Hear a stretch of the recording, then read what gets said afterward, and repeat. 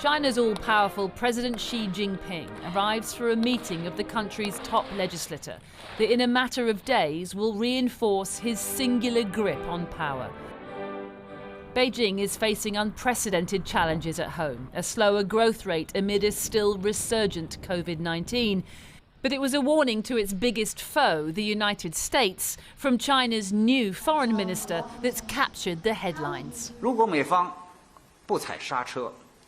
If the United States does not hit the brakes, but continues to speed down the wrong path, no amount of guardrails can prevent derailing or a crash, and there will surely be conflict and confrontation.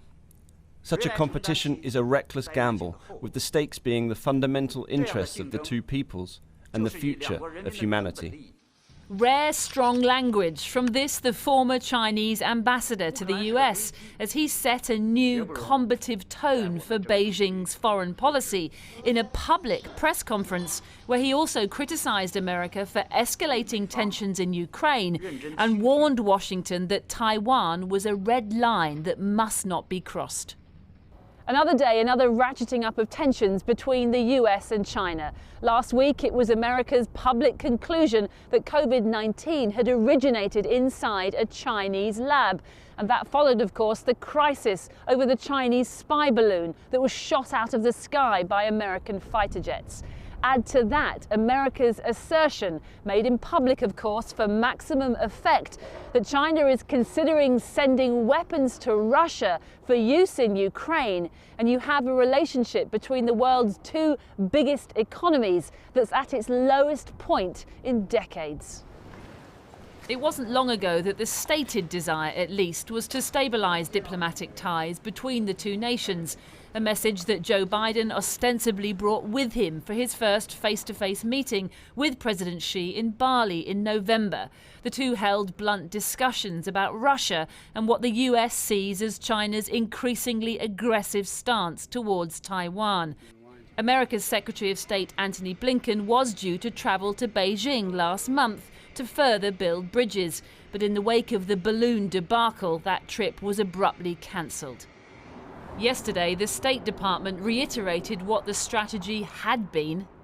The crux of that agenda was the priority we place, both of our countries place, in seeking to see to it that competition doesn't veer into conflict, and our shared efforts to build a floor on the relationship and ultimately to establish guardrails. It's those guardrails that China's foreign minister now insists will not work. The US must back down, he says, or face the inevitable confrontation to come. A war of words, perhaps, but a stark warning too that will do nothing to ease tensions between the world's two biggest superpowers.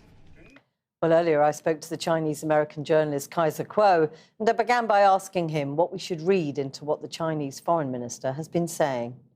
Well, I think that Xi Jinping and the whole top-level leadership has, for some time been pretty restrained in the way that they've talked about containment, in the way they've talked about American policy. They have not named the United States by name. And so, yeah, there is a certain significance in the fact that they have now done so. And it wasn't just Foreign Minister Qin Gang, the newly appointed former American ambassador, former ambassador to the United States, but it was Xi Jinping himself who also made statements that, referred directly to an American policy of containment. I mean, we look at the foreign minister's language, for starters. It's pretty strong. He said if the US continues to speed down the wrong track, there surely will be conflict and confrontation. Is that to be read as a warning, as a threat? I think that it's more of an empirical statement. I mean, I think we'd have to be quite naive if we didn't believe that the direction of travel in both countries is leading in that direction right now. This is, again, in response to things like we've just seen this so-called select committee for the United States, which opened with Congressman Mike Gallagher talking about China as an existential threat.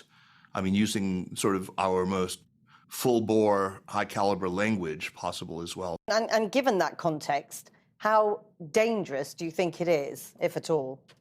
Well, I think that there's no question that we are in a dangerous situation. I can't look just at what Foreign Minister Qin Gang said or what Xi Jinping has said and say that there is where the danger lies. I think the danger is certainly, coming from two sides that are playing a very dangerous game of chicken. China really does feel like the United States has put its knee on its neck and has, done everything it can. It used to be, I think, that it could look at American rhetoric and say, yeah, well, the United States still says that it just wants to run faster and not trip the other guy. But after things like the October 7th announcement, where they've cut off exports of not just advanced semiconductors, but a lot of the equipment needed to design and to manufacture semiconductors, they believe that there is this deliberate effort to starve China of needed tech imports. From the Chinese perspective, and I think it's important to understand that Chinese perspective. So where do you see this going, given what you're saying about both sides?